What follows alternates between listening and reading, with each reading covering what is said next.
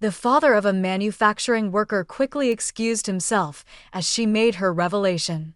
With a sly smile, my stepmother sprayed my dad's face with tea as soon as she said those words. She laughed aloud beside her. To her surprise, father did not try to chastise her. My dad had cleaned the suit for this special occasion, but the stain quickly spread. Thankfully, the tea was lukewarm, almost chilly, reducing the risk of burns. To my surprise, I gave my father a napkin and Tom frantically attempted to dry his father-in-law's suit. Despite his concerns about possible harm, Tom couldn't help but chuckle at his parents' ridiculous actions. "Well then, I'll just ruin your company," my dad said, standing straight and pointing at them through all of this pandemonium. I was surprised by the new sternness in his voice. We walked away from the tumultuous scene when he grasped my hand. After reprimanding his parents, Tom hurried to join us. "I really apologize, father-in-law. Later, I'll force my parents to apologize," he said. However, my father reassured him in a somber tone, saying no need. "In any case, we're done with them." As we left the turbulent O'Connor home, he gave Tom a shoulder pat. "I'd like to introduce myself.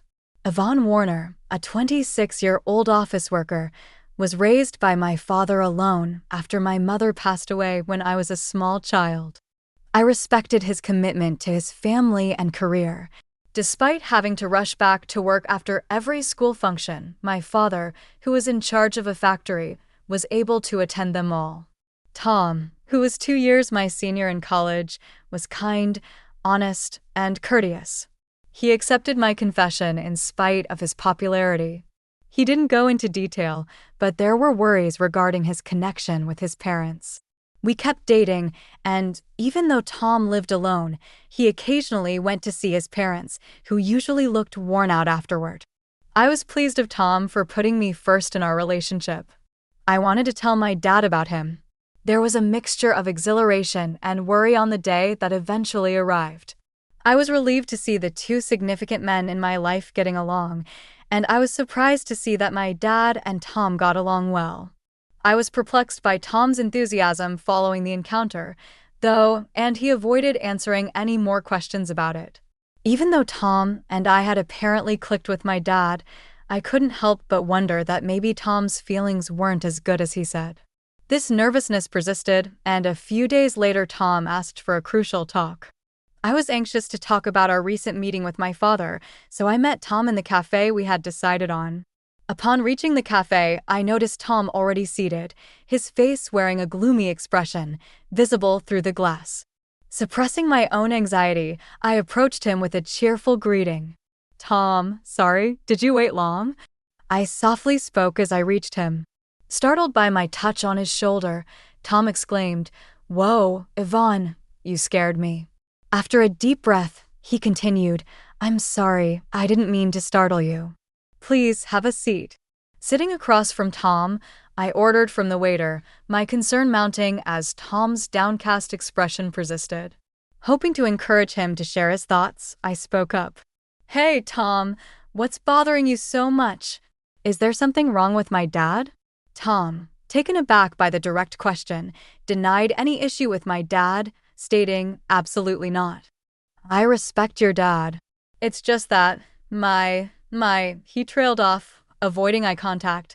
Sensing the need to delve deeper, I sighed and pressed him. "If you're worried about something, I want to know what's on your mind." Tom took a deep breath, as if preparing himself, and began to disclose a shocking revelation. According to him, his parents were judgmental and lacked class, constantly interfering in his life. When he introduced a girlfriend, his parents would criticize her on the spot, leading to tearful breakups. Tom desired to marry me but was troubled by the prospect of involving his parents in our marriage. Assuring him that we didn't have to include them in our union, I suggested enduring their presence during the wedding formalities, reminding him that my dad liked him. I thought the matter was settled, but Tom had more to share. He revealed that when he met my dad, he was surprised by the stark contrast to his own parents. Expressing a desire to become the son of such a great man, Tom shared his dilemma about marriage. While he was pleased that my dad liked him, he couldn't decide whether his parents should also become his in-laws. Tom brightened momentarily but sighed deeply afterward. In a moment of realization, Tom looked up and apologized. He proposed a unique solution. "When we meet my parents for our marriage, could your dad come along?" Tom hoped that the presence of someone so respectable might eventually influence his parents positively. I agreed to discuss it with my dad, but I couldn't help expressing my wish that Tom had approached the conversation differently. Understanding his misstep, Tom quickly apologized and then, with newfound determination, formally proposed marriage to me. Swiftly deciding to discuss the matter with my father, who was initially hesitant, I approached him with Tom when he formally asked for my hand in marriage. After obtaining my father's agreement, Tom and I arranged a date to meet his parents. On the appointed day, dressed in our best attire, we stood at the front door of Tom's family home, preparing to meet his parents for the first time. Given the unsettling stories I had heard about Tom's parents, my nerves were understandably on edge. My father, attempting to lighten the mood, encouraged us not to be too tense, assuring that Tom's parents were just overly concerned. His supportive pat on the back eased my anxiety slightly. When Tom rang the doorbell, there was no response, causing a momentary panic. Tom rang again, but still there was silence. Not wanting to create a bad impression, Tom excused himself and entered the house first, leaving my father and me exchanging concerned glances. After what seemed like an eternity, Tom reappeared looking flustered. Before I could inquire about the delay, he made excuses with a forced smile, promising us they would be ready soon.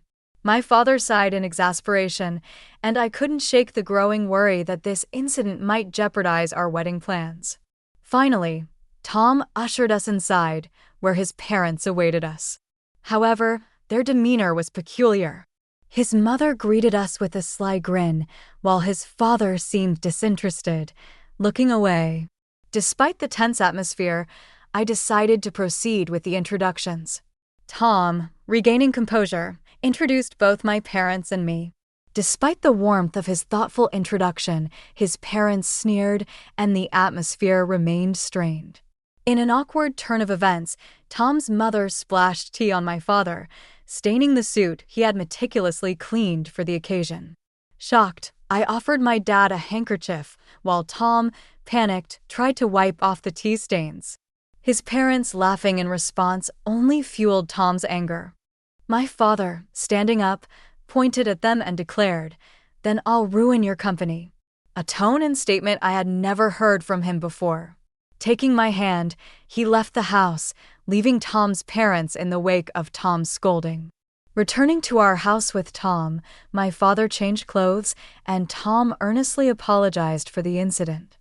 I could hear my dad's troubled voice during their conversation. Although I was shocked by Tom's parents' actions, I knew they wouldn't be easy to get along with. Seated on the living room sofa, clenching my fists, I replayed the event in my mind, seething at the insult directed at my dad.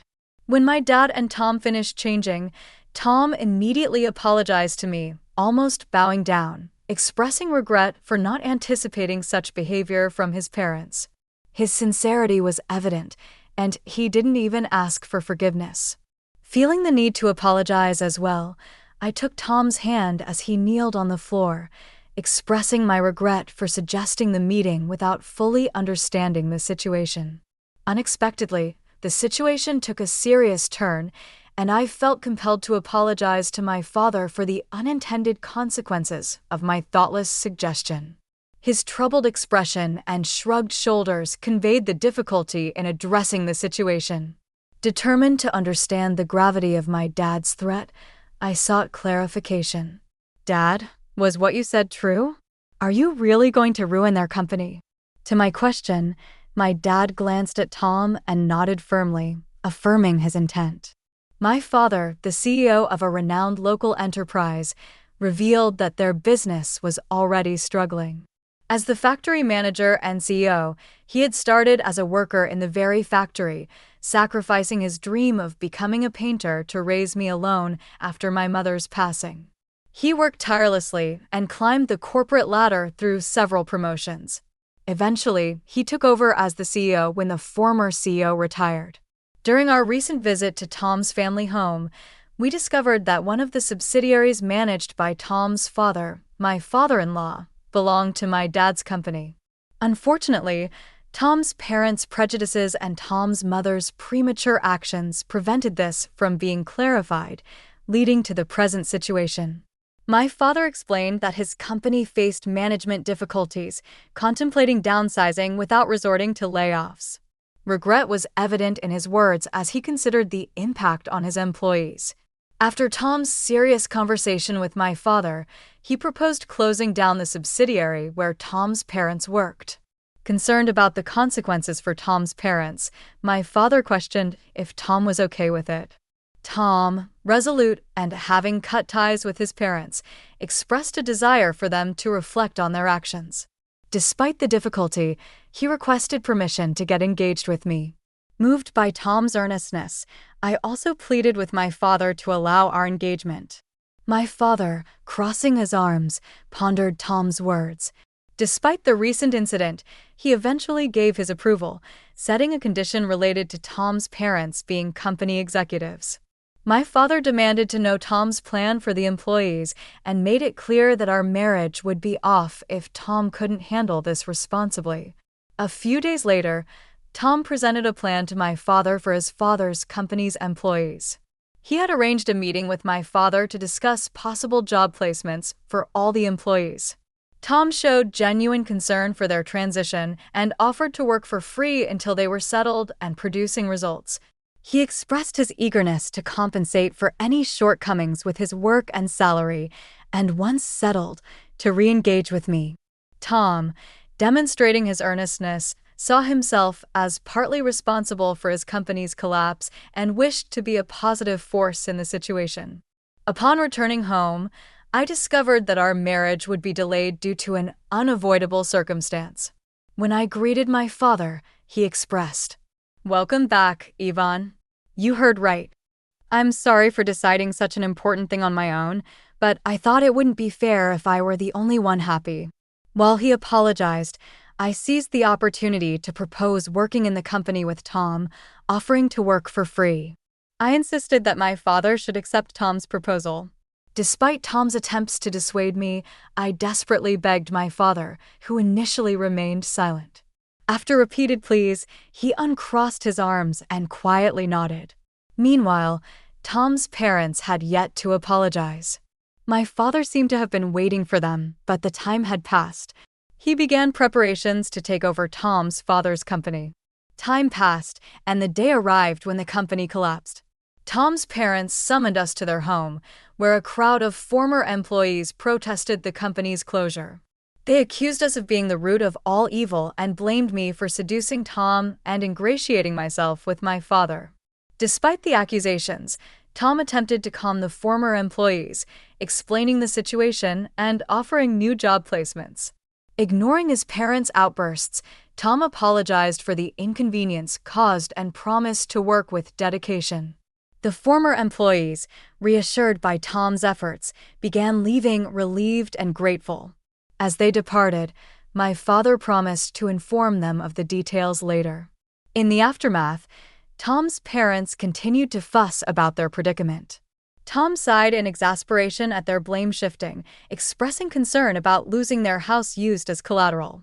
Despite their pleas, Tom's parents were met with indifference, as the former employees had already heard the truth from Tom and disregarded the parents' desperate appeals. My father also ignored their words, and the former employees left relieved, leaving Tom's parents to confront the consequences of their actions. "I don't care what you think. You got what you deserved, so it can't be helped. Why don't you learn a little remorse?" My father reprimanded Tom's parents, who seemed oblivious to our scolding. Unable to bear their persistence any longer, I finally lost my patience. "Haven't you just caused trouble for Tom all this time? Boasting about being business owners and only caring about titles, isn't that why this happened?" My words left his parents speechless, seemingly ready to retort, but halted by my father's decisive intervention. He made it clear that he wouldn't allow them to speak further. A business owner is supposed to take responsibility. You should at least complete your final task properly. Left without a response, Tom's parents were scolded collectively and could say nothing more. Leaving them behind, we left the scene, and eventually, Tom's parents lost everything: the company, the house, and the land. They never provided any guarantees to the former employees and evaded responsibility. After losing everything, they reached out to Tom for help. But having cut ties with them, Tom coldly turned them away. Now, they were probably in jail, and we heard nothing from them since. Even if they got out, they still had a debt to the former employees, so the situation remained dire. Afterward, Tom and I quit our jobs and joined my father's company, living off our savings. In the first month, we worked for free as promised. One day, we encountered a former employee of Tom's parents' company at work.